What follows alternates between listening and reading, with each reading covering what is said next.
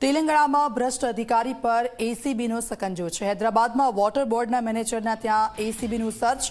Water બોર્ડના મેનેજરના ઘરમાંથી મળી 100 કરોડની મિલકત, રોકડ, સોનાના દાગીના સહિત 100 કરોડની મિલકત મળી આવી છે। મેનેજર અનંતા લક્ષ્મી અને સંબંધીઓના ત્યાં તપાસ કરવામાં આવી છે।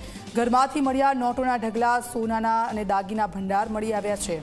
અનંતા લક્ષ્મીના ઘરમાંથી મળ્યા 1.10 કરોડ રૂપિયા રોકડા, 1 કિલો સોનાના દાગીના, કિંમતી દાગીના મળ્યા। ભ્રષ્ટાચાર આચરીને વસાવી હતી અનેક મિલકત। હવે એસીબી અધિકારીઓ બેંક લોકર ખોલીને પણ તપાસ કરશે। તો બેંક લોકર ખોલીને તપાસ કરવામાં આવી રહી છે। સંબંધીઓના ત્યાં પણ તપાસ કરવામાં આવી રહી છે। તેલંગાણામાં ભ્રષ્ટ અધિકારી પર એસીબીનો સકંજો।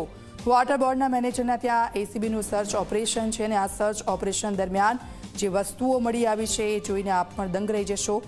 રોકડ, સોનાના દાગીના સહિત 100 કરોડની આ વસ્તુ મળી આવી છે અને હાલ બેંક લોકરની પણ તપાસ હાથ ધરવામાં આવશે। સંબંધીઓના ત્યાં પણ તપાસ શરૂ કરવામાં આવશે।